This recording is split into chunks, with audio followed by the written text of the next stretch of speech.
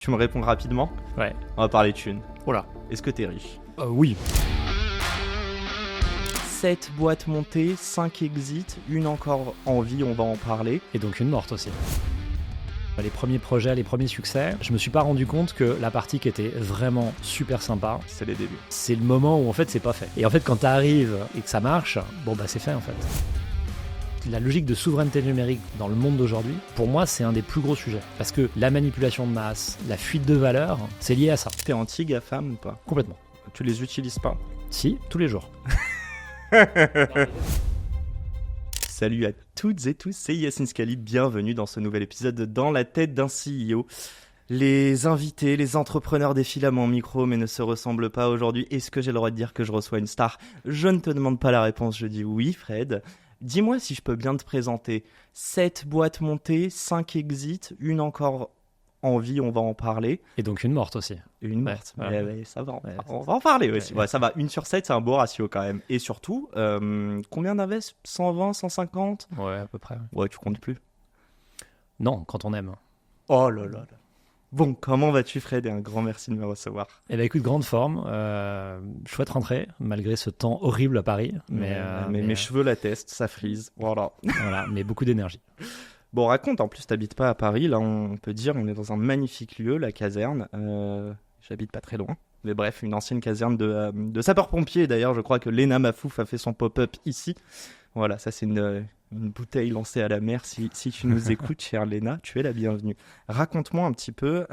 Ouais, en fait, je vais la poser très différemment la question. Qui es-tu? Comment tu te présenterais à mon podcast, pas à n'importe qui? Bien entendu. Moi, je suis ingénieur et je suis entrepreneur depuis 23 ans maintenant. Passionné de tech. J'aime beaucoup ce qui crée de la rupture. Et ce qui me fascine, c'est comment des ruptures technologiques créent des ruptures d'usage, qui elles-mêmes modifient la manière dont on vit et j'espère apportent de la vertu dans notre société. J'en suis convaincu. Très rapidement, on va pas passer sur ces 7 boîtes. Non. Promis qu'on parlerait pas du Minitel. Alors, tu m'as le coup de vieux. Oui, c'est ça. En fait, dans les mails qu'on s'est échangés en calant le rendez-vous, tu m'as rappelé de manière extrêmement subtile que ton podcast s'adresse à des gens qui sont jeunes et dont je ne fais pas partie. Non. Donc, je te remercie. J'ai pas dit ça. J'ai dit que le plus important pour moi, c'était transmettre l'entrepreneuriat qui est un état d'esprit, l'art de miser sur soi. Et je disais que mon objectif n'est pas de permettre à des gens d'aller lever une série C, mais plutôt à des gens de se lancer. Mais plus sérieusement, j'aimerais beaucoup savoir, tu te considères comme un serial entrepreneur? Tu te considères comme un serial investisseur? Les deux, t'es quoi? Non, ingénieur, hein, j'aime bien. Ingénieur, Ouais, ouais, ouais. purée. Donc t'es ok. Ben justement, on va expliquer aux gens. Une fois n'est vraiment pas coutume pour le coup. On va ordonner et structurer ce podcast. Cette première partie, on va parler tech. Ok. On va parler très tech. On va parler très tech, mais aussi la tech qui peut aider sur des industries et même des business models beaucoup plus simples et terre à terre entre guillemets. Et ensuite, on va parler d'entrepreneuriat. Et là, tu vas me parler d'entrepreneuriat, mais tu vas aussi me parler via ta casquette d'investisseur de combien d'entrepreneurs tu vois au quotidien. Je pense que tu en as vu 10 fois plus que moi, et j'en ai vu pas mal quand même. Donc voilà, restez bien accrochés jusqu'à la fin. Et à la fin, je ne sais pas, peut-être que je pitcherai mon prochain projet que tu vas défoncer en 3 minutes. Là, tu prends un risque. Hein. Là, je prends un risque, ouais. je sais. Je sais que je prends un gros risque, mais c'est vrai, tu vois, tu me mets tellement en confiance que les gens comprennent. On a passé 1 heure de déj où je vous ai mis un tunnel à toi et ton associé. Donc voilà, un grand merci. On commence par le commencement. Ariani. Ariane? Non, Ariani? Non, Ariani, ouais. Il y a 2 E à la fin. Ouais. Ouais. C'est quoi? Alors, Ariani, d'abord, c'est un projet de cœur Ouais. très engagé. C'est de la technologie, mais c'est de la technologie engagée, en ce sens que c'est un projet qui accompagne un mouvement que je pense fondamental dans l'univers du digital, Ok. qui consiste à passer d'une architecture hyper centralisée de l'Internet, c'est-à-dire des plateformes privées Mhm. qui ont privatisé l'Internet en réalité, avec leurs Comme le normes. Minitel. Comme le Minitel à l'époque, bravo. On a dit qu'on On avait dit qu'on en parlait. voilà, pas. téléphone à fil, cassette à bande, on fait pas. Mais donc voilà, il y a des plateformes qu'on connaît bien, hein, c'est les big tech, Mhm. les GAFAM, on les appelle comme on veut, qui ont réussi à privatiser les briques essentielles de l'Internet, qui sont tout en bas de l'architecture du réseau. Et grâce à des technologies décentralisées, on peut arriver à passer de ce monde-là qui pose plein de problèmes en fait en termes d'innovation, c'est-à-dire qu'aujourd'hui, ces plateformes dictent dans quel cadre on peut innover, Ok. et c'est assez restrictif. Elles décident des prix, et puis elles mettent nos données à risque. Et quand je dis nos données, c'est les données des entreprises comme les données des utilisateurs que nous sommes. Et juste, je te coupe, mais c'est pas le principe d'un oligopole? Si, tout à fait. Okay. Non, mais voilà. Okay. Et donc, on est là-dedans. Alors, il y a évidemment, on peut imaginer mettre en place des réglementations pour essayer de casser tout ça, mais c'est trop lent comparativement à la vitesse à laquelle ces plateformes sont capables de se développer. Et il y a une rupture technologique qui est celle de la blockchain. On l'appellera comme on voudra, Web3. Il y a plein de mots pour le désigner, qui consiste à mettre en place des infrastructures, qui sont des infrastructures distribuées ou décentralisées, dont l'architecture est très très différente des plateformes privées, puisque ça consiste à partager un réseau, une infrastructure entre personnes qui l'utilisent. Okay. Voilà. On ne va pas rentrer dans le détail, je pense. Et donc, Arianis est né de l'envie de participer à ce mouvement et de le faire avec un angle assez particulier, c'est qu'on s'intéresse avant tout aux besoins des marques. Donc quand on dit des marques, ça peut être des marques de luxe, ça peut être des marques de mode, ça peut être de l'automobile, de l'électroménager, peu importe. On s'intéresse aux besoins des marques dans le cadre de leur relation client et on leur propose une alternative à des plateformes centralisées pour rassembler de la donnée, pouvoir la traiter, pouvoir la partager entre membres d'un écosystème. Anonymisé, du coup? Oui, ça peut, absolument. Donc, et la vertu, c'est de passer de plateformes qui sont complètement privées, des boîtes noires, à une infrastructure publique, open source, auditable et plus respectueuse des données. Tu sers qui? Tu sers tes marques qui sont tes clients ou tu sers le end user et tu le protèges? Alors, on sert des marques, enfin nos clients et nos utilisateurs sont des marques qui elles-mêmes, dans l'adoption de ces technologies, rendent un service aussi à leurs clients.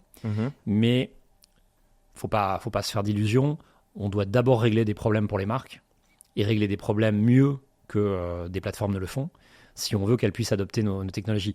Mais je dis engagé dans le sens où la finalité de cette technologie, la finalité du développement de cette technologie, c'est d'avoir un Internet qui soit plus souverain. C'est la mission. C'est la mission. Okay. Et derrière, évidemment, il faut trouver qu'est-ce que demain tu sers et tu règles comme problème pour arriver à avancer. C'est quoi les problèmes de tes clients?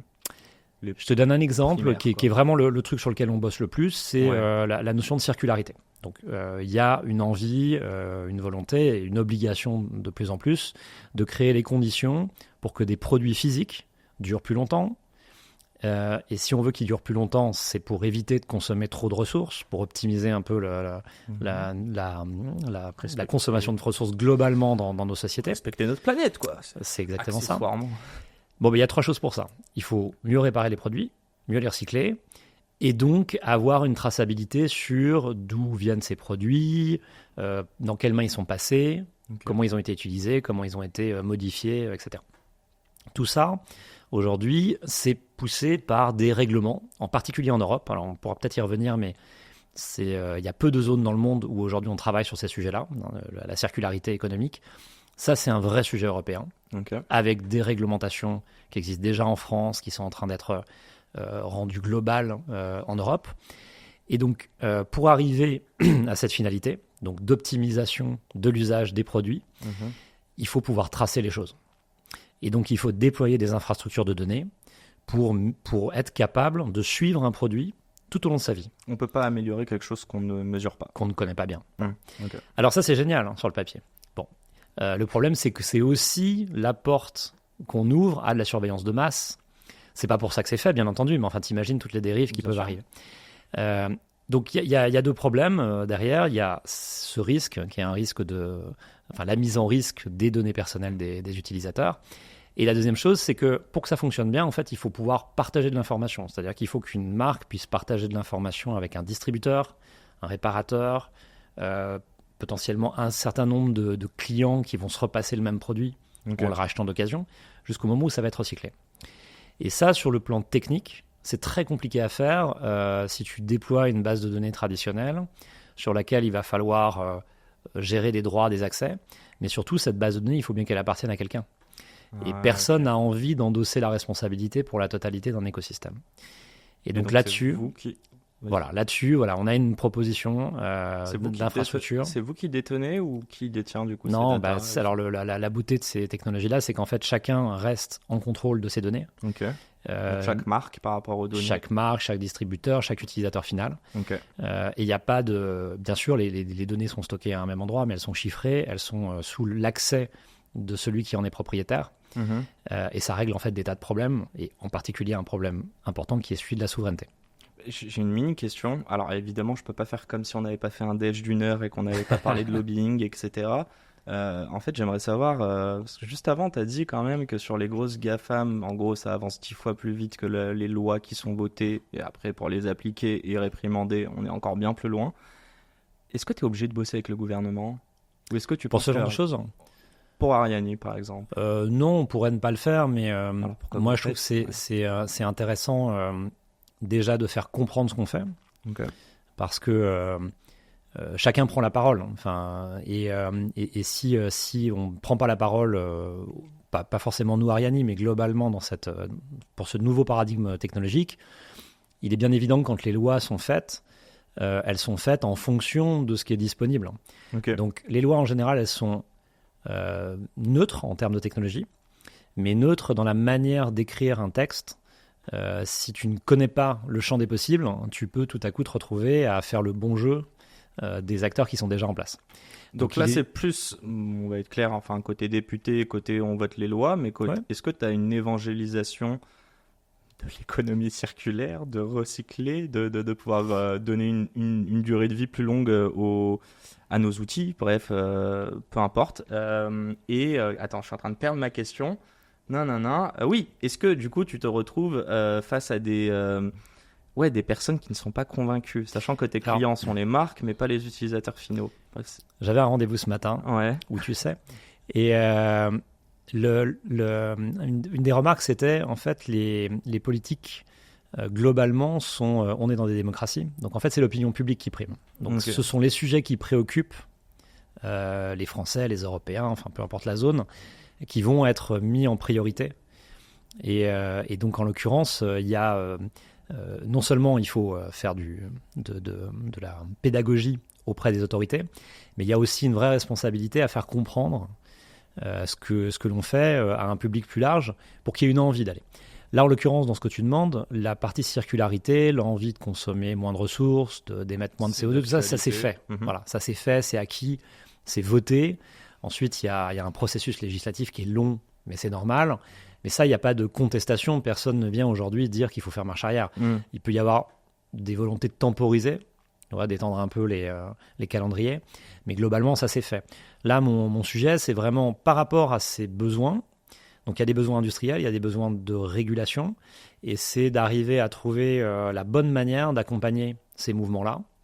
Parce que maintenant, si je reprends vraiment avec l'angle entrepreneur, on a tout intérêt à se placer au début d'un mouvement, à se faire porter par des choses qui vont devenir obligatoires, et à le faire en essayant de trouver la meilleure solution possible. Parce que si on arrive à vraiment à combiner, tu vois, aligner ces planètes-là, derrière c'est un boulevard. Si tu sais que tu as la meilleure technologie pour répondre à un problème qui va devenir un problème pour n'importe quelle entreprise sur le marché européen ou mondial, et que tu as fait comprendre et que tu es capable de faire comprendre et de faire connaître ta technologie, en principe, voilà. Mais est-ce que c'est vraiment un problème pour les entreprises? Je te titille un peu. Est-ce qu'elles n'ont pas besoin d'avoir une loi qui leur tape dessus? C'est le cas. Non, mais elle est appliquée ou pas ça monte en puissance. Tu parlais de l'Europe, l'économie européenne, et tu disais que c'était un peu différent du reste. Je ne sais pas si c'est là que ça se rejoint ou pas. Allez, allez, 5 minutes là-dessus. Alors, il y a... un peu de pédagogie. Il est vrai qu'aujourd'hui, de la même façon que pour les données personnelles, l'Europe a été très en avance. RGPD, on s'en rappelle, c'est la première réglementation à cette échelle-là qui était écrite, appliquée autour de la protection des données personnelles et qui décrit ce qu'on peut faire avec de la donnée quand on est une entreprise et qui demande une mise en conformité de l'ensemble des acteurs qui s'intéressent au marché européen, où qu'ils soient. Bon.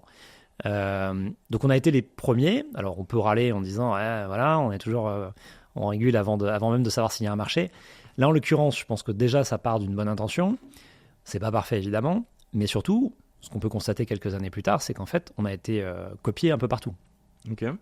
Sur le sujet de la circularité, c'est-à-dire... Aux US aussi, attends. Ouais, il y a des réglementations, bien sûr. Ok. Ouais. Alors, c'est pas exactement les mêmes, tu vois. Puis alors, en plus, il y a bon, t'as des règles fédérales, t'as des règles par État, donc c'est beaucoup plus complexe. Puis il y a des géants. Ça a posé des problèmes aux GAFAM, tout ça, ou pas du tout? En fait, tu te rends compte avec du recul que leur capacité à se mettre en conformité, à mettre des ressources pour pouvoir se mettre en conformité, leur a permis en fait de prendre de l'avance. Ah, ok. Bon, mais probablement en respectant plus quand même les utilisateurs que c'était le cas avant. C'est loin d'être parfait. Alors, vraiment, je suis le premier à tirer dessus, mais je pense qu'il y a quand même du mieux. Ok.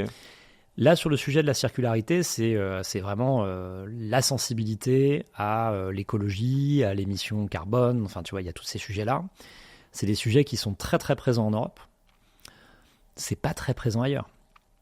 On s'en rend pas compte, en fait, parce que nous, on est dans notre tunnel, mais ok. Je te le dis. C'est fou, ça. Moi, j'ai vécu longtemps aux États-Unis et je garde vraiment beaucoup de liens. Et c'est pas un sujet. C'est un sujet un peu économique parce que on se rend bien compte des États-Unis qu'il y a des opportunités business d'aller travailler sur ces sujets-là. Et évidemment, à long terme, tout le monde sait qu'il faut développer des technologies ou des façons de faire différentes. Mais il n'y a pas le début des réflexions en termes de réglementation que l'on peut voir aujourd'hui en Europe. Est-ce qu'on fait plus changer, et ça je te pose la question, je te donne un petit indice, on en parlait tout à l'heure, fondation versus une entreprise à but lucratif, est-ce que tu penses que le capitalisme fait plus changer et a plus d'aplomb dans une société ou le gouvernement et les lois qui sont votées? Je pense que c'est un duo, je pense que c'est vraiment un duo. C'est lequel le premier qui influe qui fait vraiment changer les choses? Ça dépend des zones. J'ai envie de... C'est compliqué comme question. C'est compliqué au final. J'aurais dû réfléchir. C'est l'argent qui régit tout ça? Non, je pense qu'en Europe, effectivement, le régulateur donne le là. Aux États-Unis, c'est souvent le contraire. C'est-à-dire, c'est souvent des entreprises qui défrichent et qui vont derrière participer aussi à installer quelque chose. D'accord. Mais bottom-up ou top-down? Ouais. J'ai l'impression. Je reviens juste sur la partie circularité, donc, parce que ça, c'est quelque chose qui est assez peu connu encore aujourd'hui. Il y a une régulation qui est en cours d'écriture, donc elle est loin d'être décidée et évidemment appliquée, qui s'appelle Ecodesign. Ecodesign, ça se comprend tout seul. Donc Ecodesign for Sustainable Products. Okay. L'idée, c'est de décrire et d'encadrer ce à quoi doivent répondre les produits qui sont mis sur le marché européen à la vente, en circulation. On parle de quel genre de produits? Tout, sauf la pharmacie et l'alimentation qui donc ont déjà... L'iPhone est concerné. L'iPhone est concerné, les machines à laver, tes voitures, peu importe. Et l'idée, c'est en fait de trouver les bonnes règles pour faire en sorte que les produits durent plus longtemps, soient plus faciles à réparer, mieux recyclables. Donc c'est tout ce dont on parle là. Mm-hmm. Et ça, alors ça va mettre une pression sur les entreprises qui est dingue. Hein. Ça va être très très difficile à vivre pour toutes les industries en fait qui font du matériel, c'est-à-dire quasiment toute l'économie. Bien sûr. Mais si on se projette un peu, une fois qu'on aura passé ce moment-là, ça veut dire que tous les produits qui sont mis sur le marché européen répondent à ces exigences. Ça veut dire la fin de l'obsolescence programmée, ça veut dire... C'est vraiment la question que je me pose quand je vois des mastodontes. On parle d'Apple. Clairement, tu crois que Apple va se plier? Et on a eu l'exemple avec le Lightning. Ouais. Bah écoute, ils n'auront pas le choix. En réalité... on doit être une belle part de marché quand même en Europe pour oui, Apple. Puis, et en fait, si on prend un peu de recul, enfin, bon, je suis très optimiste de nature, mais je pense qu'on est en train d'écrire une partie de ce qui est nécessaire pour rendre le monde plus durable. Et on le fait en Europe. On vit un énorme changement là pour toi? Pour moi, c'est énorme. En fait, même je vais te dire, je pense que, alors là, je prends plutôt la casquette investisseur cette fois-ci, je pense que c'est la plus grosse opportunité qu'on puisse avoir en Europe pour les 10-15 ans qui viennent. Parce que avoir un règlement européen, à partir du moment où il est écrit, qu'il est voté, il peut être appliqué dans les jours qui suivent. Okay. Et partout. C'est-à-dire que partout en Europe, évidemment, mais ça concerne toutes les importations. Ouais, mais attends, je te coupe. Là, tout ce qui est plastique, les pailles, etc., c'était voté. Et je crois que 2 ans plus tard, ils ont annoncé qu'ils allaient faire là des amendes. Et pof, tout le monde a changé. Alors, après, tu vois, c'est un jeu, c'est-à-dire que bon, il y a des politique. stocks, il y a des gens pour qui ça fait plein de choses, mais tu peux remarquer qu'il y a beaucoup de progrès. Par exemple, dans les emballages aujourd'hui, il n'y a plus de plastique quasiment. Et il n'y en aura plus du tout à la fin de l'année. Okay. Tu vois, tout le polystyrène expansé. Non, mais là, je suis le vieux français là, qui voit le verre à moitié vide, désolé. Bon, faut que j'arrête. Je suis le jeune français, tu vois, qui est plutôt optimiste. Non, mais je dis vieux, même pas sur l'âge. Ouais, désolé. Et donc, je pense que c'est une opportunité énorme parce que ça va participer à mettre en place un modèle économique, un modèle de société qui se projette vraiment dans l'idée de construire un monde plus durable. Et moi, j'investis beaucoup sur ce sujet-là depuis assez longtemps maintenant, parce que je pense que les entreprises, toutes les entreprises vont devoir se transformer, qu'elles soient en Europe ou ailleurs, vont devoir se transformer par rapport à ces contraintes-là, si elles veulent garder l'opportunité du marché européen. Okay. Bon, ce qui est a priori quand même souhaitable pour n'importe qui fabrique, encore une fois. Bien sûr. Et donc, à partir du moment où ces sociétés doivent se transformer, tu as énormément d'opportunités pour des startups, pour des entreprises, de créer les bonnes technologies et les bons produits pour aider cette transformation. Et ce qui va être utile et obligatoire en Europe, je pense qu'à un horizon 5, 10, 15 ans, je ne sais pas, mais ce sera utile et peut-être obligatoire partout dans le monde. Et il n'y a pas eu beaucoup d'opportunités là, ces dernières décennies qui se soient créées d'abord en Europe pour ensuite devenir des opportunités globales. Et je pense que là, vraiment, on est sur un sujet qui est d'abord local avant de devenir global et sur lequel on n'aura pas beaucoup de concurrence à l'extérieur. Tu dirais qu'on est à la veille de la bulle Internet 2000 et que c'est le moment d'investir, mais qu'en plus de là, on est avantagé parce qu'on a un pas d'avance en Europe. Oui, alors je ne sais pas si ça va faire une bulle parce que c'est des sujets qui sont très techniques, B2B. Tu vois, tu n'as pas l'effet masse, de communication de masse comme on peut avoir. Comme sur les NFT, donc comme avec les NFT ou la Generate, tu vois. Donc je pense que ça va rester quand même un sujet de fond. Hein. Mais oui, je suis absolument convaincu que ça fait partie, si ce n'est pas la plus grosse opportunité là, de la décennie, c'est une des plus grosses. Si on prend juste un step de recul, il y a un mot dont je veux te parler. Je te pose la question, est-ce que en tant qu'entrepreneur qui construit des choses, tu as une responsabilité? Et si oui, est-ce que tu peux m'expliquer un peu? Tu parles de l'impact, hein. L'impact, c'est un mot fourre-tout, en fait. C'est ça, final. Ouais. Mais c'est quoi la responsabilité? Est-ce que la responsabilité envers, je sais pas, les employés que tu emploies, et on va dire clairement qu'en France, tu es responsable, vu les impôts que tu payes, ou est-ce que c'est une responsabilité de te dire que ta tech, quoi qu'il arrive, même si elle est hyper avant-gardiste, tu vas t'assurer que l'utilisation, elle soit bonne? Là, tu veux qu'on parle de Telegram? La question. Bon, parfait. Parlons de Monsieur Telegram qui vient de se faire arrêter. Je sais plus son nom, là, le franco-russe. Non, mais déjà, pour répondre à ta question, l'impact et la responsabilité quand on est entrepreneur, en fait, c'est pas qu'entrepreneur, c'est n'importe quelle personne qui a la capacité de décider, et encore plus dans des grands groupes, en réalité.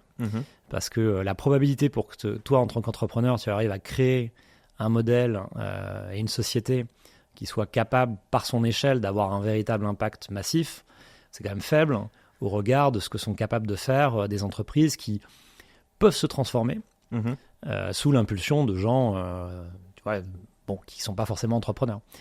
Mais en l'occurrence, oui, quand on monte une entreprise, on a ces responsabilités-là, et tu as raison d'exposer les deux parties. Tu as l'interne, donc en fait, comment est-ce que tu crées un cadre pour que des gens s'épanouissent, soient capables de grandir avec l'entreprise, et se nourrissent d'ambitions, de valeurs qui soient positives pour eux et pour leur entourage.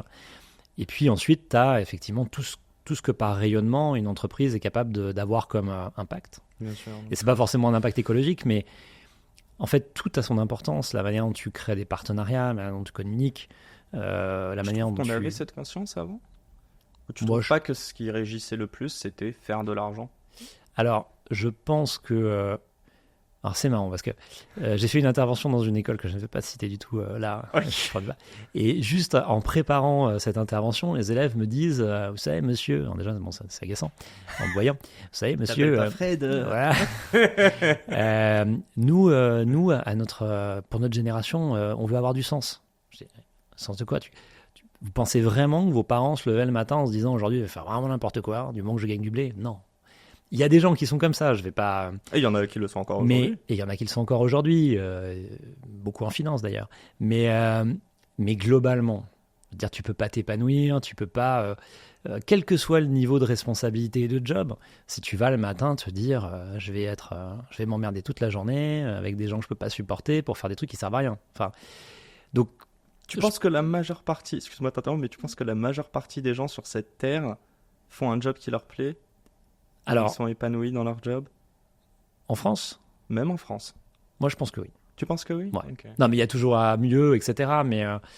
Et puis c'est aussi. Moi, je pense que non. Mais après, c'est aussi une façon de concevoir ce que tu fais. Bien sûr. Tout le monde ne va pas chercher. Aujourd'hui, je suis organisé très. Alors, je suis pas CEO d'ailleurs par rapport à ton podcast. Oui, bon, désolé. Moi, je l'ai pas dit, hein, mais on salue ton CEO.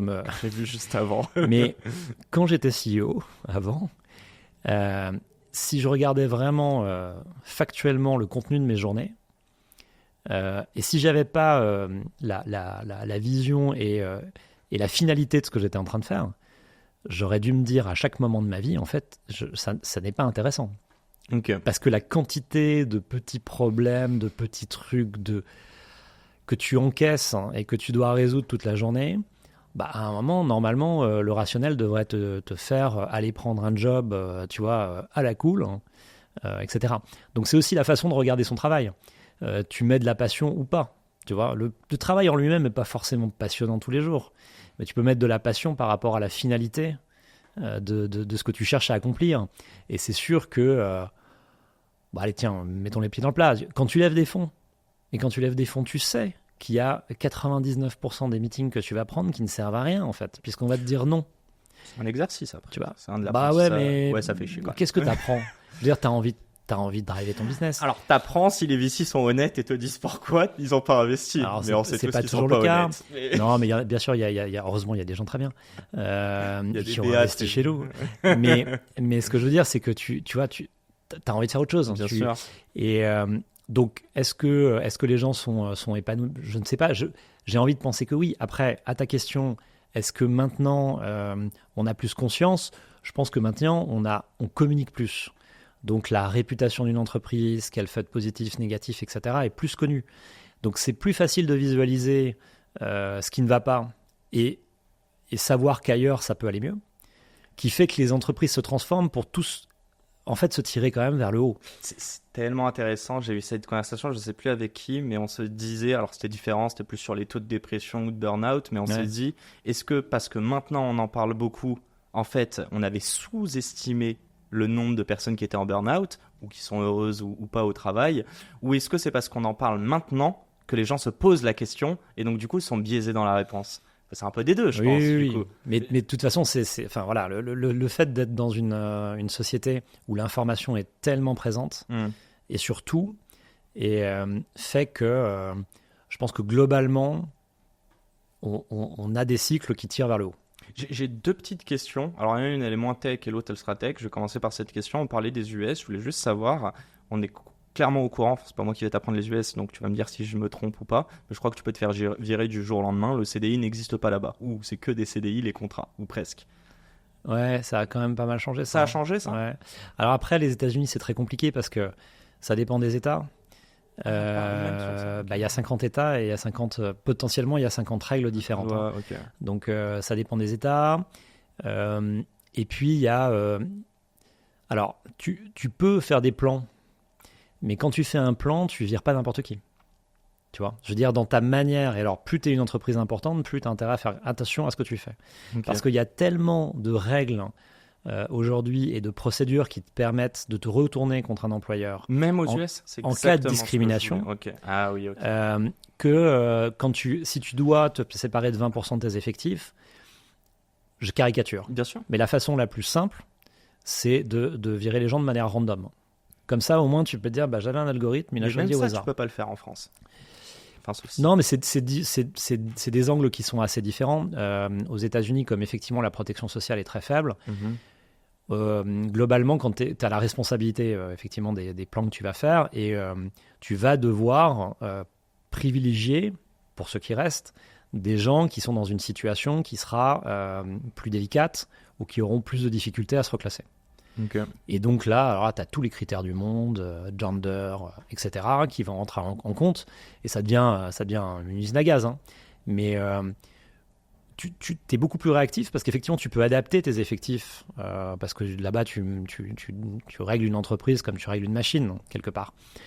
Mais, et donc, c'est complètement déshumanisé sur le plan j'allais dire, RH. la responsabilité employé ou employeur plutôt vis-à-vis de ses employés. C'est le département juridique. Non, mais aujourd'hui, par rapport à la France, parce que la France, on en a parlé juste avant, on a une responsabilité, on emploie des gens, et si tu dois les virer, ben bon courage, entre guillemets. Est-ce qu'aux US, tu dirais que c'est l'opposé, c'est quoi? Non, c'est différent. C'est-à-dire qu'aux États-Unis, tu vas, on te paye mieux. Tu as un risque légal en fait.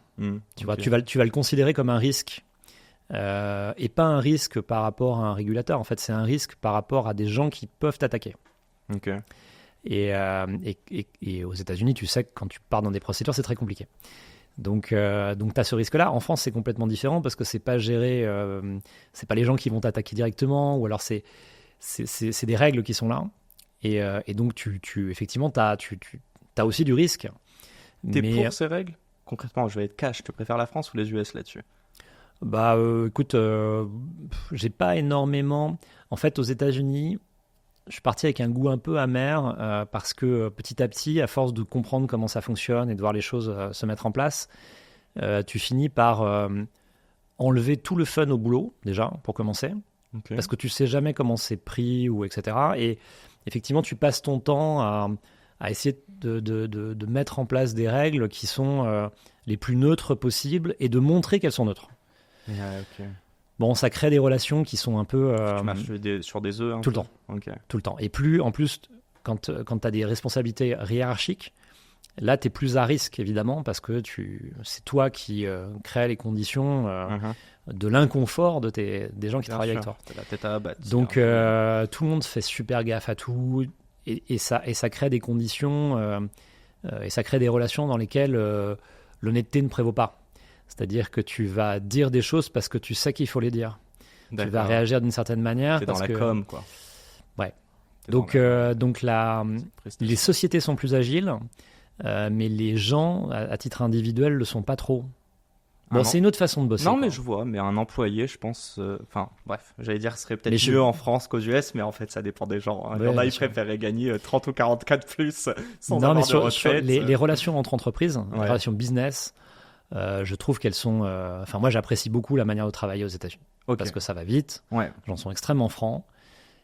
Et à contrario, les relations RH en interne, c'est une complexité. Et c'est pas... moi, je préfère, là, pour le coup, l'approche latine.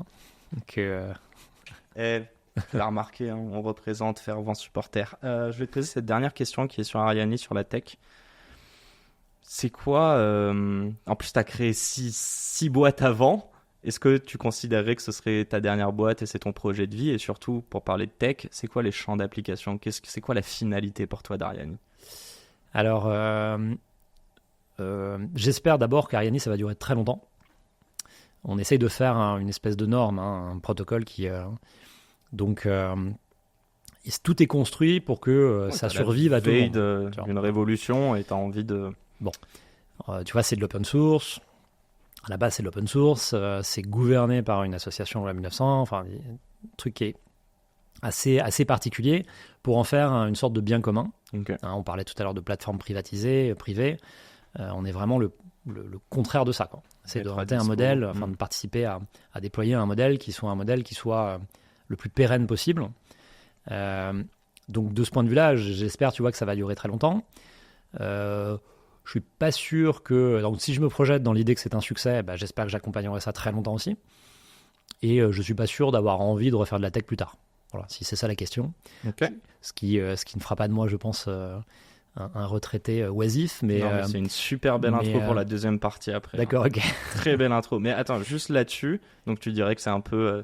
l'aboutissement, cette 7e boîte, c'est celle qui te correspond le plus, cette 7e boîte? Non, c'est pas qu'elle me correspond plus, c'est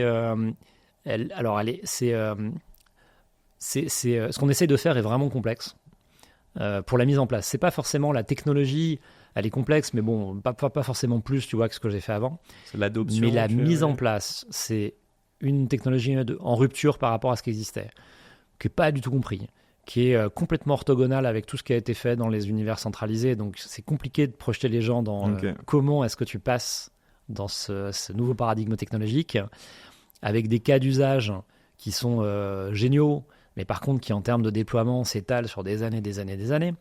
Donc, il y a un sujet de financement, parce que c'est long. Il y a un sujet d'adoption, alors, appelle ça du lobbying, de l'éducation, de ce que tu veux. Mais tout ça étant très très long, et dans un univers qui est celui de la tech, qui est devenu quand même hyper violent. Tu vois, les hauts et les bas sont de plus en plus rapprochés d'abord, et de plus en plus écartés.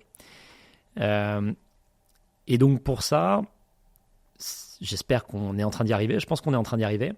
Et ce sera probablement le projet qui sera le plus de ce que j'ai fait, qui sera un peu l'aboutissement, tu vois. Okay. Mais j'ai aimé tous mes projets, et qui sont pas mes projets d'ailleurs, qui sont des projets de groupe. Oui, on va le dire. On va le dire. Mais celui-ci, il est particulier parce que il porte encore plus que les autres une vraie idée de ce que j'ai envie, tu vois, que le monde devienne. Et ça peut paraître bête de dire, en fait, les systèmes d'information, on veut les décentraliser, mais on vit dans un monde digital, numérique, pardon. Ça ne ressemble pas d'anglicisme. Donc, un monde qui est complètement numérique, où toute la communication est passée en ligne. Et donc, en fait, la manière dont les systèmes d'information traitent cette information et la diffusent, s'ils sont centralisés, en fait, on est dépendant. Enfin, la logique de souveraineté numérique dans le monde d'aujourd'hui, pour moi, c'est un des plus gros sujets. Parce que la manipulation de masse, la fuite de valeurs, c'est lié à ça. T'es anti-GAFAM ou pas? Complètement. Tu les utilises pas? Si, tous les jours. Non, mais je vais te dire, l'Internet serait pas ce qu'il est s'il n'y avait pas eu les plateformes. J'en ai monté une, tu vois, à l'époque de Overblog. Donc, ce serait pas ce que c'est parce que les plateformes ont amené un modèle dans lequel les utilisateurs n'avaient pas et n'ont toujours pas principalement à payer. Personne n'aurait mis sa carte bleue pour utiliser un moteur de recherche, puis un réseau social, etc. Donc, il n'y aurait pas eu ça. L'Internet ne serait pas déployé à cette échelle, ça c'est sûr. Et c'est cette échelle qui a permis qu'aujourd'hui, on puisse mettre notre carte bleue dans Uber Exactement. Ou dans autre avec de la confiance. Ouais. Mais les externalités négatives aujourd'hui de ces plateformes, maintenant qu'elles sont déployées à l'échelle, sont trop importantes. La responsabilité. Exactement. Donc je pense qu'il faut casser ça. Telegram, donne-moi cet exemple de Telegram. Je t'embête, je sais, j'en ai parlé tout à l'heure. Telegram, je suis bien embêté parce que... Tu n'utilises pas? Il y a des dealers, des pédophiles, tout ce que tu veux. Bien sûr, je l'utilise parce que c'est difficile... Enfin, si tu veux qu'on se parle, si tu veux, sur un truc très décentralisé, on peut se parler sur XMTP. Personne ne connaît. Ouais, je connais. Donc voilà. Et il y a des réseaux sociaux, tu vois, Farcaster, Lens, que j'utilise, mais malheureusement, on est Farcaster, je crois qu'il y a, à l'heure où on se parle, là, 800 000 utilisateurs, mais 40 000 actifs par jour. C'est tout petit. Okay. Donc ça existe. Maintenant, qu'est-ce qui fera que les gens voudront passer de l'un à l'autre? C'est certainement pas l'idée de gagner en souveraineté numérique. Tout ça, tu as envie de parler avec tes potes ou avec tes collègues, bon, tu vas pas... c'est l'anonymat, quoi. C'est une messagerie sécurisée qu'ils veulent. En tout cas, les end-users. Je suis même pas sûr, parce que Telegram, il n'y a rien de sécurisé dans Telegram. Bon, enfin, les flics, ils peuvent pas te retrouver, il me semble, non? Enfin, je te dis ça, j'en sais rien. En fait, on n'en sait rien. Telegram, c'est une boîte noire comme les autres. Ouais, okay. Comme les autres. Monté par un gars que je connais pas, très sympathique. Alors, il faut quand même voir les photos sur Instagram. Hein. Ça vaut le détour. De son profil? Ouais. Ah ouais, bon, légèrement mégalo. Ouais. Voilà, qui s'est établi à Dubaï, on ne sait pas trop pourquoi. Il n'y a aucune transparence ni sur la tech, ni sur la société, ni sur ses revenus, ni sur ses pourquoi, comment, etc. Donc oui, il a l'air très sympathique. Oui, c'est un peu là, il est un peu pris dans une discussion politique. Mais en fait, personne ne sait rien de tout ça. Et moi, ça m'effraie. À la rigueur, je vais même te dire, je suis presque plus à l'aise à utiliser WhatsApp et à me dire que ça appartient à Meta que Telegram. Je ne sais pas qui utilise les données qui sont collectées, parce qu'il y a plein de données. Ok, alors qu'au moins Meta, tu sais que. Enfin, non. Bah, J'allais dire, tu sais que c'est. Bah, non. Bah, tu sais que c'est utilisé. Bon, enfin, Bah, c'était Meta, Cambridge Analytica. Oui, bah voilà, bah tu sais. Non, mais tu sais que c'est utilisé Ok, par je les vois ce que renseignements tu sais que américains. tu vas te faire douiller, donc c'est bon. Quelque alors que part, l'autre, tu. je sais pas. Non, mais tu sais à qui tu donnes ta data. Bon, tu sais, voilà. ok, tu Bon. sais à quelle sauce tu Bah vas là, te tu faire sais même cuisiner. pas. Ouais, ok, je vois très bien. J'ai une première question à te poser. Moi, un grand merci de nous avoir expliqué déjà Ariani, et en fait, c'est ta mission, en tout cas à l'heure actuelle avec Ariani, qui est de protéger, j'ose espérer, nous, end-users. En tout cas, c'est ce qu'on a dit, même si tu dois passer par tes clients. Bref, là, je divague. Ça, c'est juste pour te montrer Non, que j'ai bien écouté. c'est très clair. Bien résumé. Non, ma question, elle est toute simple. Pourquoi t'entreprends? Est-ce que c'est une source de bonheur, d'épanouissement? Qu'est-ce que ça te procure? Et pourquoi t'es pas en CDI? T'as déjà été en CDI? Un petit peu. Ok. 1 an. 1 an. 1 an et. C'est plus que moi. Ouais, 1 an, j'ai travaillé pour une. On n'a pas le même âge, mais bon, on va arrêter là. J'ai travaillé pour une boîte qui s'appelait Sirpac et qui a été montée, entre autres, par Frédéric Potter, qui ensuite a monté Netatmo et Sigfox. Netatmo et. Sigfox, j'ai reçu. C'est. Bon, peu importe. Mais enfin bref, c'est un entrepreneur. Et c'était une des premières startups dans les télécoms, je pense, en France. Ok. Il n'y en avait pas beaucoup à l'époque. Et ça m'a énormément donné envie. Qu'est-ce qui t'a donné envie? Écoute, je trouve qu'il y avait une ambiance et on faisait du matériel d'infrastructure, enfin de back-end télécom pour accompagner une transition entre l'analogique et le numérique, tu sais. C'est téléphone à fil. Hein. Et donc, il fallait en fait, en gros, faire des connecteurs et pour permettre au réseau petit à petit de passer d'analogique à des signaux numériques. Et cette boîte avait un produit top, tu vois, pour le faire. Et ce qui était très drôle, je trouve, c'est qu'on était, je sais pas, quand on est arrivé, on était 12, 15, je sais plus. Et en fait, on faisait du matériel qui était vendu à tous les opérateurs. Du hardware. Hein, du hardware, ouais. On a vendu beaucoup à Free. Et je trouve que c'était assez magique de se dire que cette petite équipe était capable de créer un produit utilisé par des grands noms. Donc c'est l'impact. En fait, pas le mot fourre-tout. Alors, attention, on va revenir sur l'impact si tu veux. Mais c'est... Alors déjà, il y a l'ambiance. Il y a un peu cette ambiance commando. Je vais pas dire famille, parce que c'est plus commando. Tu vois, à essayer de trouver une voie, à essayer, et puis à s'organiser pour essayer d'accomplir quelque chose. Sans savoir réellement comment. Non, alors tu découvres, voilà, c'est donc tout cet apprentissage est je trouve extrêmement intéressant. La suite d'une entreprise est pas moins intéressante, mais moi j'aime particulièrement cette partie-là. Donc déjà cette ambiance, tu vois, qui est un truc très particulier d'un point de vue humain. Tu l'as dépassé cette ambiance avec Ariani ou pas? Pas encore, et heureusement. Vous êtes un peu moins de 50 là, c'est ça? Ouais, on est une quarantaine, mais moi c'est la limite, hein, je dirais 50. C'est pas tant une question de nombre, en fait, c'est plutôt la phase. C'est-à-dire on est toujours dans une recherche de modèles, etc. Et ça j'aime beaucoup, même si c'est un peu violent, parce que en fait tu passes ton temps à avoir des noms en face de toi et tu passes d'une super nouvelle à une nouvelle horrible. Donc mais j'aime bien ce côté commando, quoi. J'aime bien être sur des sujets à défricher parce que je trouve qu'intellectuellement c'est hyper satisfaisant. Donc tu es hyper curieux? Et plus que curieux, autodidacte? Oui, alors autodidacte, oui, parce qu'on est sur des sujets qui sont nouveaux, donc tu t'apprends en même temps que Mais tu vas chercher l'info. L'état de l'art. Oui. Ça, la différence, plutôt qu'on te dise, elle est là, c'est dans le bouquin. Là, tu vas vraiment essayer d'aller chercher les sources d'informations, les regrouper. Et puis en fait, les sources d'informations, elles n'existent pas. C'est-à-dire que c'est ton réseau. En fait, c'est parce que tu te connectes à d'autres gens qui sont sur ces mêmes sujets que tu arrives à dégager quelles sont les bonnes manières de faire. Ok, donc là, tu es en train de dire une chose. Hein, c'est pas juste aller regarder des vidéos ou quoi. Là, c'est vraiment parler à des gens qui vont ouvrir tes chakras, en fait. Aussi.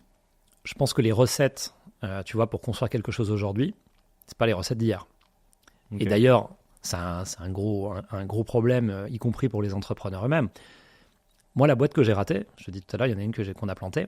On l'a plantée parce qu'on avait tellement bien réussi la précédente qu'on s'est dit, ok, ben, dans le même domaine, on voit un problème et on voit très bien comment on peut le résoudre. Et donc, on a foncé. Et je ne vais pas te donner de détails, sinon on va y passer le reste de l'heure. Mais on n'a pas vu, en fait, que le marché avait changé. Ok. Pas de remise en question, Thierry? Trop d'assurance? Si, mais on a mis du temps, quoi, tu vois, à se rendre compte de ça. Okay. Et peut-être même que le manque de fraîcheur du regard sur le marché sur lequel on était en train de travailler nous a perdus. Est-ce que tu dirais que cette boîte, dans ta tête, et quand vous avez commencé à la monter, c'était trop facile? C'est vrai qu'on s'est projeté très très vite sur... en fait, c'est génial parce que on sait exactement ce qu'il faut faire. Okay. Dans un an, on y est, quoi. Tu vois. Ça, c'est vrai. Est-ce vraiment bon signe? Et voilà.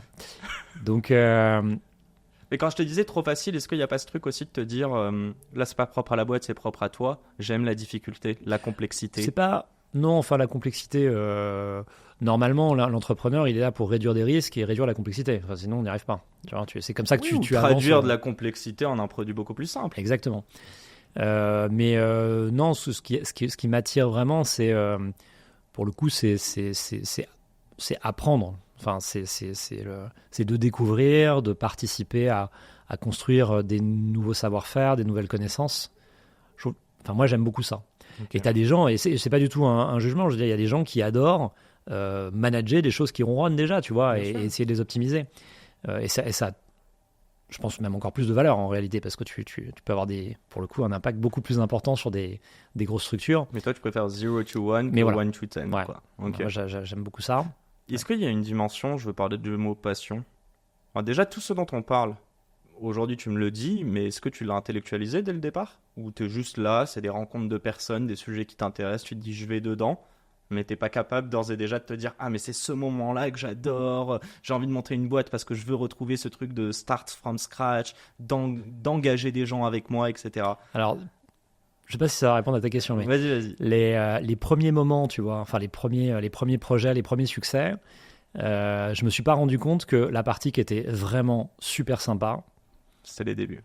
C'est le moment où en fait c'est pas fait. Voilà. Ouais. Et en fait, quand tu arrives et que ça marche, bon bah c'est fait en fait. Et aujourd'hui, je sais profiter du chemin, tu vois, de toute la construction. Et je suis très content que ça marche. Hein. Mais je sais maintenant qu'il faut savoir en profiter tout au long du parcours parce que une fois que c'est fait, tu vois, c'est comme quand tu vends une entreprise. C'est un événement qui, en fait, est assez triste. J'allais dire, c'est un petit deuil. Donc, en fait, c'est la fin, quoi. Donc, est-ce que c'est la finalité, vendre une entreprise? Alors, attends, me réponds pas. Attends, si je vais quand même le faire. Ok. Je pense que ça dépend. Thunes après aussi. Ok, parce que je pense que ça dépend vraiment de l'endroit où tu es dans ta vie et dans ton. Je pense que la première fois que tu as un événement de liquidité, c'est très joliment dit, hein, mais voilà, la première fois que tu as un événement de liquidité et potentiellement important, je pense que ça change tellement la vie ou les opportunités futures et ta capacité à être libre de pouvoir faire des choses beaucoup plus importantes que oui, ça peut être une finalité. Honnêtement, après, je suis me concernant, de là, plus du tout. On va reparler de ça. Juste avant, je reviens parce que je t'ai posé plusieurs questions en une, mais est-ce que j'en entends beaucoup parler de passion? Et parfois, la passion, elle peut être sur justement cette période de 0 to 1. Est-ce que tu as une passion, toi, dans l'entrepreneuriat? Est-ce que c'est une passion qui, à un moment, tu l'as appliquée juste sur une des 7 boîtes parce que je sais que tu as monté une boîte dans les médias ou autre? Voilà, c'est un peu la question. Alors, la question, ça peut être, est-ce que tu transformes une passion en ton... Est-ce qu'il y a le mot passion qui apparaît pour moi, toi tout le temps. Quand on parle d'entrepreneuriat? Tout le temps. Comment tu arriverais à la définir? Et d'ailleurs, si tu veux nous donner des exemples, peut-être la passion chez Ariani qui est différente de celle d'avant, quoi. Ouais, alors, je pense que c'est un peu une question de finalité. C'est-à-dire que je pense pas que tu puisses, ou alors c'est rare, mais je pense que, moi, je serais pas capable de monter un projet si je sais pas, si je suis pas complètement convaincu par la finalité et savoir où je veux aller, même si ça change dans le temps, mais je veux dire, il faut vraiment avoir une perspective. Okay. Et si je mets pas de la passion au quotidien dans ce que je fais, parce qu'encore une fois, dans ce travail là, qui est surtout plus tu es proche du 0 que du 1, plus tu fais ton quotidien, encore une fois, est fait de choses qui sont potentiellement très emmerdante. Ouais, que des défaites. Surtout quand tu cherches commences. la première victoire. Oui, non, mais au tout début, tu vois, quand t'as pas de moyens de rien, tu fais ta compta, c'est pénible. Hein. Enfin, donc si tu mets pas de la passion et si t'as pas une finalité Je qui rigole te parce tire, que je fais ma compta. bah Excuse-moi. oui, mais bientôt tu verras, tu auras toute une équipe. Et si t'as pas cette finalité, que ça te tire pas et que t'es pas passionné par ce que tu fais, je vois pas comment tu peux y arriver. Parce que tu sais que tu vas avoir des moments très très durs et il faut être sûr que dans ces moments-là où tu dois tout remettre en question, il y a un truc qu'il faut pas mettre en question, tu vois, c'est l'ambition et la finalité. C'est Parce ça que la sinon, résilience.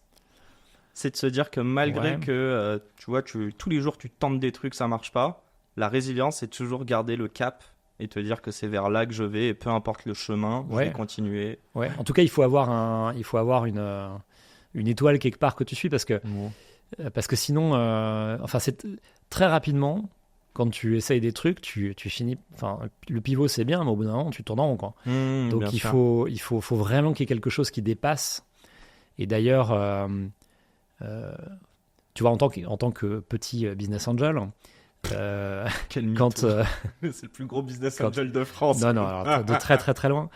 Et pendant un temps, tu vois, je m'intéressais. Je dis pas que je m'intéresse plus au projet, mais pendant un temps, je m'intéressais beaucoup aux idées des gens et je trouvais ça génial ou pas génial, etc. En réalité, ça m'intéresse toujours de savoir ce qu'ils veulent faire parce que c'est quand même ça qui intellectuellement va me stimuler pour la suite. C'est la Mais mission qui porte. je pourrais vraiment les yeux fermés, sans même savoir quel est le sujet, quel est le produit, le service, la technologie, quoi que ce soit, je pourrais être capable de mettre de l'argent dans une boîte juste en écoutant le pourquoi.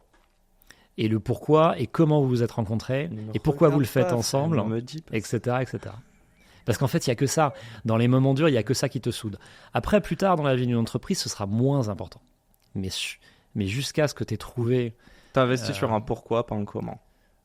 pratiquement toujours maintenant. Oui. Ouais. Ok. J'ai une question à te poser. On va passer assez rapidement dessus et je vais te titiller parce que je sais que tu es humble.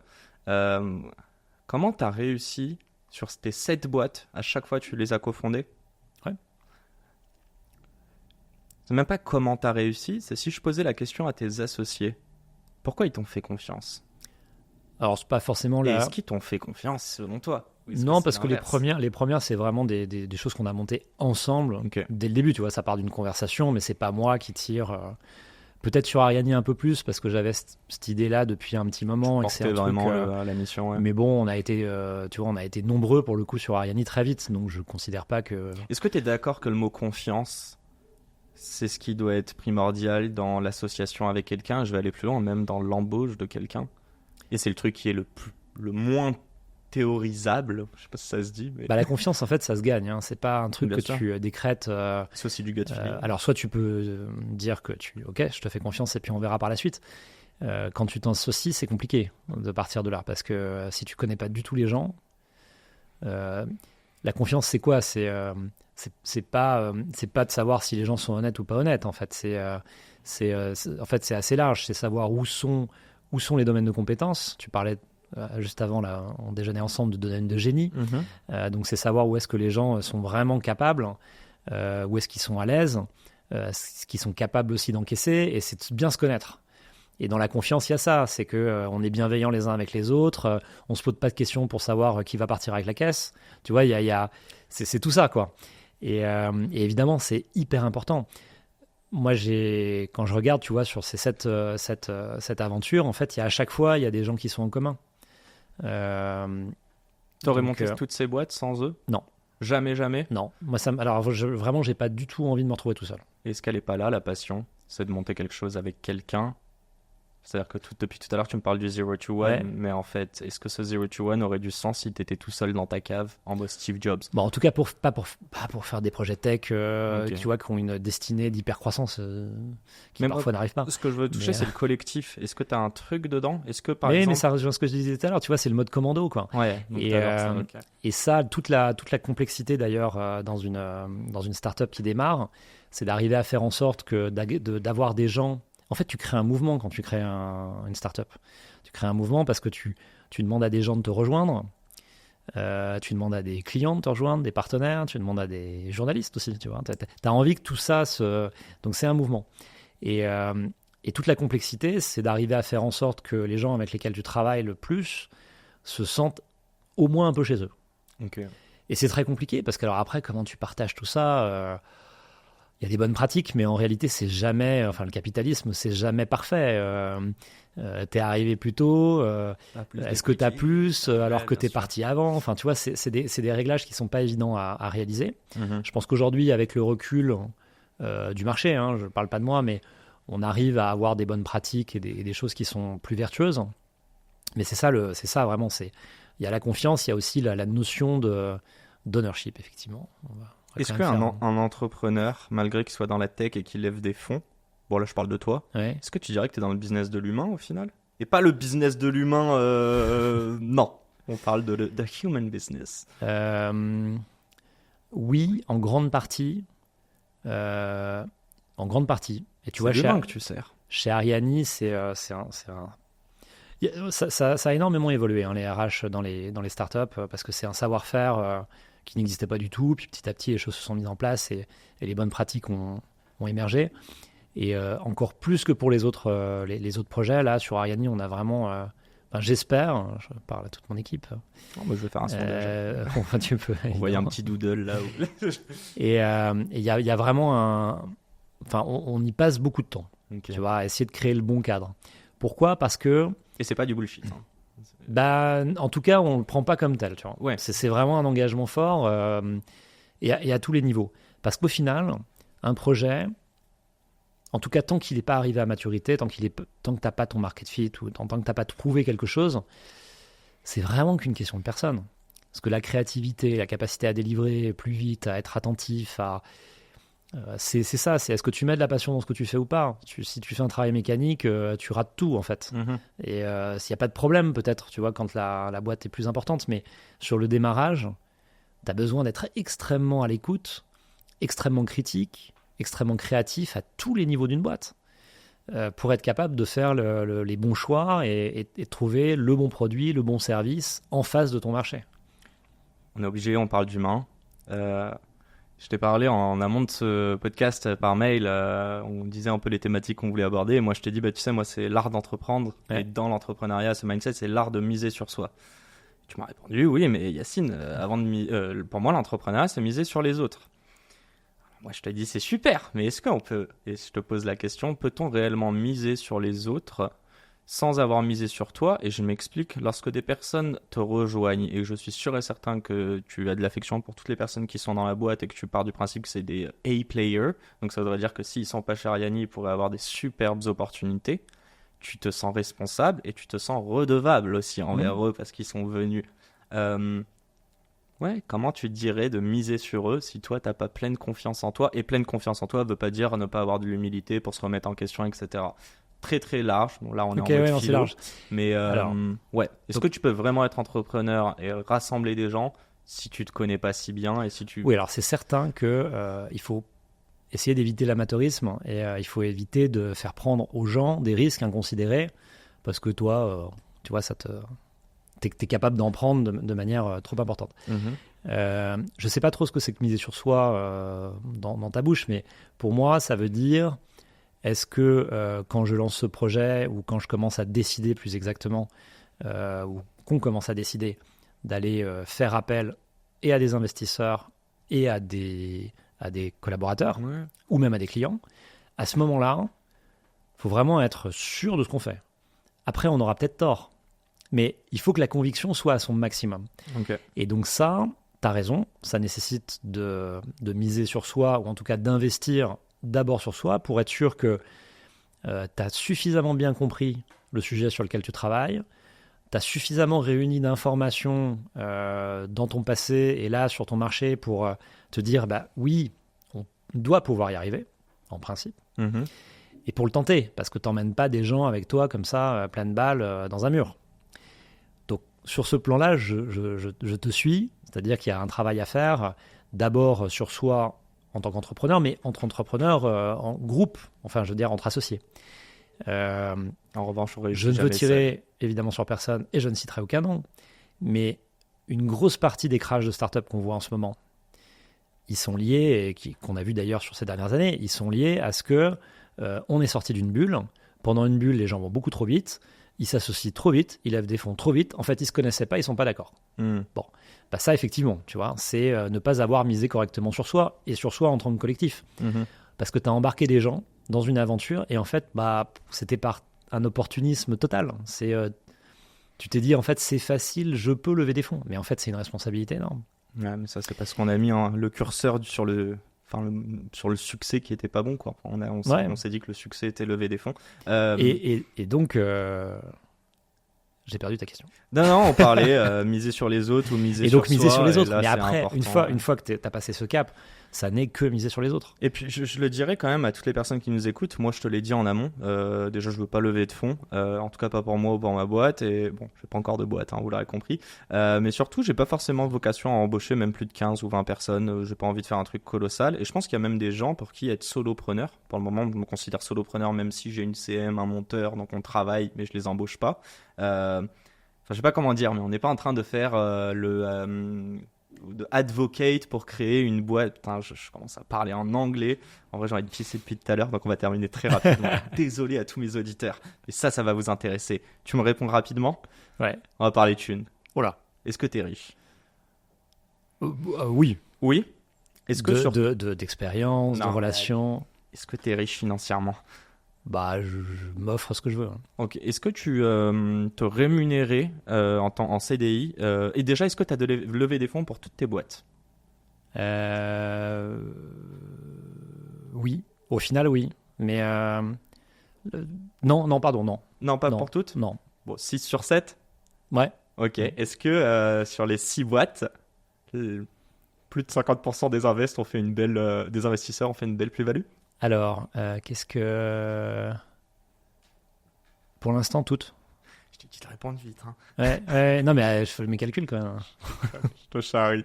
Est-ce que tu t'es rémunéré à chaque fois sur la première année de toutes tes boîtes? Non. Non? Non. Est-ce que... Alors là, je voulais t'en parler d'ailleurs. Alors là, c'est une annonce. Je cherche un appart. Je suis pas en CDI. On s'en parle en off tout à l'heure. Mais typiquement, comment tu faisais pour te loger? J'aimerais bien avoir cette question, enfin cette réponse. Alors... Quand on a monté Overblog, on s'est installé à Toulouse. Okay. Et en fait, on a, notamment avec Julien Romanetto, on dormait dans les bureaux. Alors, c'était des beaux bureaux. Hein. Tu vois, on avait un espèce de loft, mais derrière les cartons des écrans là, et des ordinateurs, il y avait deux petits sofas. Bon, puis après, on s'est payé. Est-ce que tu investis de l'argent dans les startups pour être plus riche? Alors, non, mais quand je mets de l'argent, je me dis toujours que je vais en gagner.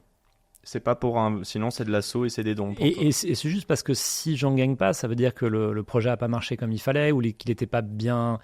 Donc en fait, à partir du moment où tu te projettes dans l'idée que ça va marcher, bah forcément, tu t'enrichis. 150 invests environ, un peu. Ouais, un peu plus. Ouais. Un peu plus. Ouais. Ok. T'es en positif sur tout ça, globalement? Alors, je suis en positif.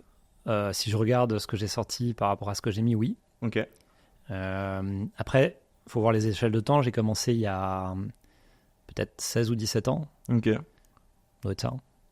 Donc oui, ceux qui sont sortis, j'ai eu la chance d'avoir des investissements qui sont bien sortis. Tu sors au bout de combien de temps, juste en moyenne?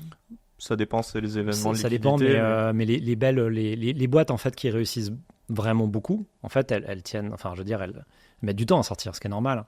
Donc c'est plutôt entre 7 et 10 ans. Tu sors en même temps que quoi? Qu'une série B? Alors moi je dis, j'ai un petit peu révisé mon truc, mais j'accompagne En fait je fais exactement ce que font les fondateurs. Ok. Si j'ai une proximité suffisante avec les fondateurs, je considère que j'ai misé sur eux et que j'ai envie de les accompagner jusqu'à ce que, dans les mêmes... donc si eux font du secondaire à un moment donné, en général j'essaie d'en faire aussi, pas forcément invité à le faire d'ailleurs, mais... et sinon, oui, je cherche pas en fait à sortir avant et... Je cherche pas un timing particulier. Je me dis que eux savent ce qu'ils font et puis parfois ça marche pas. Hein, tu vois, tu te plantes, mais. J'ai une mini question par rapport à ce qu'on disait avant et toi quand tu as levé des fonds, mais ça peut être aussi pour les entrepreneurs dans lesquels tu as investi, enfin dans les sociétés dans lesquelles tu as investi. Au bout de combien de temps tu prends un cash out? Et quand on dit un cash out, c'est que toi tu as créé ta boîte, tu as 100% au début, réparti avec toi et tes associés, et dès que vous levez des fonds, vous faites une augmentation de capital, vous cédez des parts en échange, blablabla. À quel moment, toi, tu peux revendre une partie de tes parts? Alors, c'est pas tellement toi qui décides, c'est plus le marché qui, à un moment donné, fait que les gens ont tellement envie de rentrer qu'ils sont prêts à ne pas injecter que du cash pour qu'ils soient mis au travail et à te payer. Ensuite, ça dépend des fonds que tu as en face de toi. Il y a des fonds qui considèrent qu'il faut maintenir les entrepreneurs. Toi, tu considères quoi? C'est quoi la bonne pratique aujourd'hui? Moi, ce que je dis aux entrepreneurs que je connais bien et que j'accompagne, enfin, que je suis, parce que, c'est quand c'est possible, il faut qu'ils prennent du cash. Parce que c'est important de capter de la valeur. Au final, tu vois, tu vends 10% de tes parts, 20% de tes parts, de toute façon, ça ne changera pas ta vie. Au moment de la sortie finale, s'il y en a une, ça ne changera rien. En revanche, avoir un petit peu de cash tout de suite, ça simplifie la vie. Bon, voilà, c'est pas une... en général, de toute façon, les entrepreneurs qui sont vraiment passionnés par ce qu'ils font, ils ne vont pas partir à la retraite, tu vois, au premier virage. Donc, ils ne vont pas arrêter, ils ne vont pas se démotiver pour autant. Mais je pense la preuve vivante. Non, mais il y en a, tu vois, mais je pense que si, voilà, ça dépend ce qui te motive, mais je pense que il faut profiter aussi de ce que les marchés, à un moment donné, te permettent de le faire. Ouais. Et il n'y a pas de raison, quoi. Enfin, tu vois, je veux dire, les investisseurs qui rentrent avec toi, eux, ils vont faire leur truc dans leur coin. S'ils peuvent sortir, ils vont sortir. Donc, il n'y a pas de raison de pas accompagner. Est-ce que tu... Merde, j'avais une question, mais elle m'est sortie de la tête. Non, mais attends, je vais te la reposer. Non. On parlait d'argent, on parlait de tout ça, de cash out. Ah oui, j'ai ma question. Est-ce que tu es assez riche pour ne plus avoir à travailler? Oui. Ouais? Pourquoi tu travailles? Alors, c'est pas parce que je pourrais me permettre d'arrêter. Après, j'ai pas non plus un train de vie. Enfin, tu vois, je ne me déplace pas qu'en jet et je ne... Voilà, bon. Mais... alors qu'il l'a garé sur le toit, oui. Ça va, Fred. Et pour autant, si tu veux, je vais pas travailler... à partir du moment où je suis dans des projets technologiques et que ça fait appel à du capital, je vais pas travailler gratuitement. Enfin, je veux dire, bien sûr. Si Moi, tu connais ta valeur. Donc, voilà. C'est pas ça, mais je veux dire, s'il y a de la création de valeur et que ça profite à des investisseurs, il faut aussi que ça me profite, sinon on n'y arrive pas.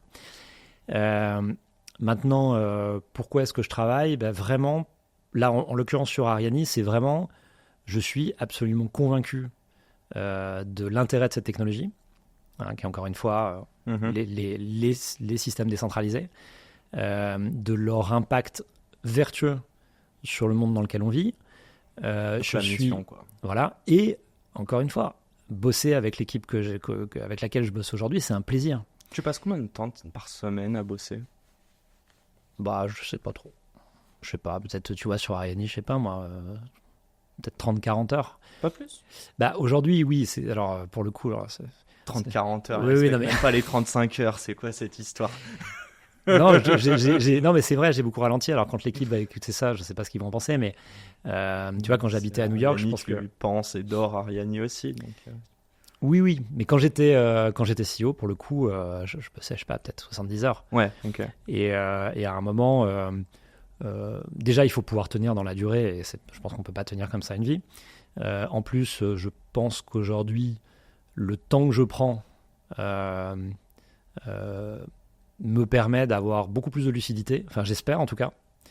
Et puis je me suis organisé pour avoir cette possibilité. C'est-à-dire qu'en étant président exécutif, on va dire, j'y passe quand même pas mal de temps. Mais j'ai beaucoup de temps, tu vois, pour m'intéresser à beaucoup de choses. Et j'ai envie de penser que ça bénéficie aussi au projet. Bien évidemment. Mais... Et donc aussi, oui, ça. Alors tiens, je vais quand même faire je vais quand même me livrer un peu. Ce serait bien. J'aurais pas la niaque aujourd'hui pour réoccuper un rôle de CEO. Et donc je te dis, je travaille 30-40 heures par semaine, mais franchement, j'ai pas envie de faire plus. Ok, là tu parles pour Ariani. Pour Ariani. Mais si après, demain... je fais d'autres choses. Enfin, je fais d'autres choses. Tu vois, je m'occupe un peu de mes investissements à côté. Au final, si je mets bout à bout, ça va quand même faire beaucoup d'heures. Mais t'as fait de l'IMO? De l'IMO? De l'immobilier? Ouais, un tout petit peu. Les startups, c'est ce qui t'a rapporté le plus d'argent? Oui. Ah, et les cryptos. Ah, et les cryptos, ouais. T'as fait? Ouais. À l'époque où personne comprenait rien. Ouais. C'est quand ton premier invest en crypto? 2012. Putain, je passais mon bac. Ouais. C'est 2009 la crypto? Bitcoin, ouais, ça commence en 2009. Ouais, c'est ça. Hein. Ouais. Ouais, je me souviens de potes, dédicace à eux, Ouais. qui me pitchaient ça en mode faut faire. Et je pense le truc, il était à quoi? Peut-être 2000 balles max ou quoi? Ah non, en 2009, ça valait moins $1. Non, non, là c'est Ah bon, 2012. d'accord, ok. On est au café. Je Oui, bois oui. pas d'alcool à cette époque. J'ai pas Oui. 18 ans. Et il me raconte ça. Je ne comprends rien. Ouais. Du coup, j'ai pas investi. Mais je sais qu'il y en a qui ont investi qui sont sortis moins d'un an après. Dédicace aux Paris. Bah, tu vois, s'ils sont sortis, c'est qu'ils n'ont pas compris ce qu'ils attendaient de ça. Mais évidemment, Voilà. c'était une trend. Enfin, c'était une trend à l'époque. Après, bref, passons, là, c'est pas le sujet. J'ai des dernières questions qui me concernent moi, mais aussi mes auditeurs. Bon, je veux pas te pitcher ma boîte, je suis désolé. Enfin, je suis désolé à mon audience. Vous allez le découvrir dans un autre podcast solo et je vous donnerai la suite des... Et ça s'appelle quoi? Dans ma tête? Ouais. Ok, c'est vrai? J'ai écrit ça dans ma tête. C'est tout. Mais c'est toujours sur Dans la tête d'un CEO, la chaîne. Non, je voulais te poser la question, si demain tu devais monter une boîte from scratch, qui ne serait pas Ariani, parce que je sens que tu vas tricher et me parler de souveraineté numérique. Dis-moi, ce serait quoi en fait les étapes que tu suivrais pour monter une boîte? Alors déjà, je pense que si je devais refaire quelque chose, je ferais une reprise d'entreprise. Ah, Probablement. pourquoi? Parce que, à nouveau, monter les choses depuis zéro. Encore une fois, hein, si c'est vraiment un truc à but commercial et monter un produit, etc., je pense que j'aurais pas suffisamment d'énergie et j'aurais pas un œil assez neuf sur quoi que ce soit. Tu vois, par rapport à tous ces entrepreneurs incroyables qui me laissent investir chez eux. Bien sûr. Donc, je me sens pas de le refaire comme ça de zéro. Et bon, on s'en reparlera peut-être plus tard, j'en sais rien. Et je trouve qu'il y a un truc qui est vraiment sous-évalué. C'est il y a plein de business qui sont en train de partir à la casse parce que soit des problèmes de succession, des gens qui reprennent pas, etc. Soit des entreprises en fait qui n'ont pas compris comment on se renouvelle et comment on se transforme. Et il y en a partout. Et alors, il y en a d'autant plus dans des pays qui sont vieillissants comme la France. Et donc, il y a plein d'entreprises qui peuvent être des entreprises très industrielles qui vont mourir en fait ou qui vont être absorbées de manière un peu maladroite. Et il y a plein de reprises à faire. Donc, j'ai pas d'idée en particulier, mais je pense que si probablement, ouais, je m'intéresserai à faire quelque chose d'assez local. J'ai un très bon pote qui a repris une entreprise familiale, Benoît Néret, il se reconnaîtra, à Saint-Étienne, Okay. et qui a complètement transformé cette entreprise. C'était des métiers à tisser, tu vois, il faisait des petits rembans. Il a complètement transformé, il a inventé des produits complètement nouveaux avec ces mêmes métiers à tisser, et c'est un succès massif. Et il emploie beaucoup de gens locaux. Enfin, je trouve que c'est une belle mission. Mais c'est vrai qu'en fait, parfois, on se dit qu'on va aller retravailler un truc from scratch, essayer de chercher. Souvent, on te dit d'aller trouver une problématique et chercher une solution ou essayer de la créer, alors que parfois, il y a des choses qui existent déjà. Et puis, on n'est pas forcément obligé que ce soit dans la tech ou start-up. Je vais quand même te titiller un c'est tout ça petit l'impact, peu. tu vois. Ça peut être Bien aussi sûr. regardé comme ça. C'est avoir de l'impact, c'est aussi transformer quelque chose qui existe. Ouais, et tu disais même, enfin là, tu disais à Saint-Étienne, mais il emploie pas mal de personnes au local, c'est ça? Oui, alors après, il a racheté des boîtes ailleurs, mais je veux dire, il y a un vrai. Enfin, c'est quelqu'un qui compte à Saint-Étienne, tu vois, maintenant. Craille. Je vais te poser quand même cette question qui me concerne moi. Si demain tu devais investir dans Ah, on va plutôt la jouer comme ça, tiens. Allez, c'est quoi les sujets qui t'intéressent dans les startups dans lesquelles tu investis? Aujourd'hui, souveraineté numérique, tu m'as dit que voilà. On a compris. Alors, souveraineté numérique, et c'est tout ce qui permet d'optimiser les ressources au sens large. Et c'est pour ça qu'Ariani étant la confluence de deux, c'est magique. Optimiser les ressources, ça peut être des algorithmes, ça peut être un changement d'énergie, un changement de matériaux, un changement de supply chain, une manière de mesurer des choses pour pouvoir les optimiser. Ok. Et c'est très, très, très, très vaste. Alors, tu as des gens qui vont dire climate tech, etc. Mais je pense que l'opportunité est encore plus large. C'est vraiment tout ce qui permet d'augmenter la performance et de transformer. Faire plus avec moins, quoi. Exactement. Et je te pose cette question, mais éducation et médical, j'ai entendu, j'ai cru comprendre que c'était des industries qui sont très difficilement changeables, quoi, qu'on peut bouger difficilement, mais qu'en même temps, c'est les industries sur lesquelles il y a le plus à faire. Est-ce que tu inviterais des personnes qui veulent se lancer, qui savent pas exactement dans quoi, mais qui veulent créer quelque chose from scratch, entre guillemets, d'aller attaquer plutôt ce marché-là que celui des CRM, par exemple? Bah, là, c'est tous ces sujets qui sont des sujets de B2B, en fait. À partir du moment où tu vends des choses à des entreprises, où tu participes. c'est compliqué de se lancer quand tu n'y connais rien. Enfin, je veux dire, si la question c'est dans quel domaine je me lance, Je crois pas qu'il y a de il l'optimisation peut y avoir. à faire. Non, mais plein de choses. partout. Ouais. Et ce que je veux dire, c'est que si tu te dis là demain, tiens, je veux monter une boîte, je ne sais pas dans quel domaine, c'est un peu problématique si tu connais pas le domaine avant de te lancer, parce que à ce moment-là, peut-être déjà choisir un domaine, peut-être aller travailler un peu pour des boîtes qui sont dans le domaine ou s'y intéresser d'une manière ou d'une autre, mais c'est quand même un peu compliqué de se dire je vais régler les problèmes que je ne connais pas et dont, tu vois, pour Combien des gens que je connais pas. d'entrepreneurs font ça, tu sais, ils prennent plein de fiches, enfin ils prennent un Excel, je veux dire, et ils listent des problématiques et des potentielles solutions qui pourraient répondre.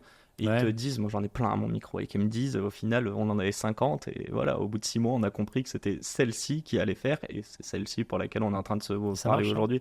Je sais pas, apparemment, toi t'es pas satisfait. Si, ça peut être un process, Enfin, mais convaincu, ouais. de toute façon, bon, si tu sors de tes études, même si tu n'as pas fait d'études et que tu veux te lancer, effectivement, il faut bien trouver. Mais je pense que ça nécessite quand même. Il y a quand même. Il y a, en fait, le plus compliqué, on revient à ce qu'on se disait tout à l'heure, c'est le réseau.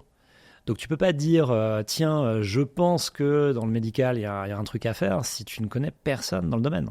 Ok. Parce que qui va te challenger sur tes idées complètement saugrenues? Il faut que ce soit des gens de qualité, que tu connaisses bien, qui soient capables de te renvoyer. Entourez-vous, en fait. Donc, il faut que tu t'entoures. Et alors, pour le coup, plutôt que de se dire, est-ce que je vais partir là ou là parce que je pense qu'il y a plus d'argent, machin, etc. Et auquel cas, tu vas te retrouver forcément dans le domaine le plus encombré au mauvais moment, parce que c'est comme ça que ça se passe. La question, ça peut être, en fait, quel est mon contexte? C'est-à-dire, je suis en France, je suis à Paris, je suis à Lyon, j'habite à San Francisco, j'en sais rien. C'est en fait, qu'est-ce qui se passe là autour de moi? Ok. À quoi j'ai accès? Et je pense que c'est beaucoup plus pertinent de réfléchir comme ça, parce qu'en fait, l'innovation ou la capacité d'avoir, vraiment de trouver des interlocuteurs, des clients, de la connaissance, elle dépend uniquement de ton entourage. Donc, si tu veux monter... Je veux pas te prendre des exemples, tu vois, trop, mais... Il y a tellement de mots que tu as envie de dire ou de Ouais. name dropping que tu as envie de lâcher, mais tu le fais pas. Non, mais si tu veux monter le prochain Instagram, bon, bah, peut-être, tu vois, le fais pas depuis, je sais pas quel... Enfin, bon, il y a des endroits, si Parler tu de veux... Biril, là ou... Peu importe. Non. Mais il y a des endroits où tu vas trouver des gens qui savent. Donc, tu es à Toulouse, bah, fais de l'aéronautique. Ok. Bon, il n'y a pas que ça à Toulouse. Mais je veux dire, c'est logique de faire de l'aéronautique à Toulouse, même si Parce que c'est le t'aimerais faire autre chose. Mais Ok. si tu veux faire autre chose et que c'est pas à Toulouse, bah, dans ce cas-là, va peut-être falloir songer à changer d'endroit. Moi, je note quand même une chose, on n'en a pas parlé, mais je retombe là-dessus, c'est la fin de notre podcast, c'est la passion en fait. Tu nous en as parlé, tu nous as parlé de la souveraineté numérique, mais aussi de build from scratch et d'avoir cette équipe un peu en mode commando. Et je pense qu'on parle beaucoup de la problématique, où on s'est dit l'industrie est attaquée parce qu'il y a de l'argent ou pas. J'ai un peu posé ces questions de en fait comment les gens pourraient se diriger. Mais une des meilleures choses que tu as dit en filigrane tout le long, c'est se connaître et essayer de voir dans quoi on est une zone de génie, quoi. Ouais. Et ce qui nous entoure. Et ce qui nous entoure, évidemment. Faut parier sur les autres. Faut parier sur les autres. Non, mais on réussit. De toute manière, c'est ce qui rend la chose d'autant plus belle. Ouais. Je dis ça, j'ai fait que des sports individuels. Et je rêve, j'ai cette image de moi en train de faire du foot et de me dire, je sais pas quoi, on perd la balle, faut retourner en défense, mais en fait, j'ai la flemme. Mais je vois mes 5 coéquipiers qui passent devant moi. Bon, oui, il y en a 10, mais là, on va dire qu'il y en a que 5. Et tu vois ce que je veux dire? En fait, je le disais dans un autre podcast, Kobe Bryant dit I don't negotiate with myself. Je trouve ça beau, mais moi malheureusement je négocie avec myself. Par contre, je négocie pas avec d'autres personnes. C'est-à-dire que si je me suis engagé, j'aurais plus de face si. Bref, je raconte ma life. Mais non, je vais pas parler de mon projet. Bon, un grand merci Fred. Est-ce qu'on a tout parlé? On a parlé de tout? On pourrait Non, parler mais de bon, beaucoup tu sais, il faut s'arrêter. Ça va? On va s'arrêter, mais on a abordé pas mal de sujets. Ça t'a plu quand même? Ouais, très bien. Bon, j'espère que ça vous aura inspiré. Moi, en tout cas, oui. C'est l'essentiel. Et un grand merci de nous avoir suivis. Merci à toi, Frédéric, pour ton temps, ton accueil et cette belle heure de podcast. À toutes les personnes qui nous écoutent, un grand merde. N'hésitez pas à nous laisser 5 étoiles et un commentaire. Et sinon, ouais, j'aime bien terminer avec ça, mais un grand merde à toutes les personnes qui entreprennent. Parce qu'apparemment, merde, ça veut dire bonne chance en français. Ça se provoque la chance. Ouais, voilà. Voilà. Vas-y, je te laisse le mot de la fin, Fred. Non, bah écoute, merci beaucoup. C'était très chouette. Et j'espère qu'effectivement, ça donne envie aux gens d'entreprendre. Mais entreprendre, c'est pas forcément monter une boîte. C'est juste trouver un but et puis trouver les moyens de se rendre. Ah oui, et définissez votre mission aussi. Tiens, je vais te parler de ma mission après. Allez, merci à tous et à la semaine prochaine pour un nouvel épisode. Ciao, ciao.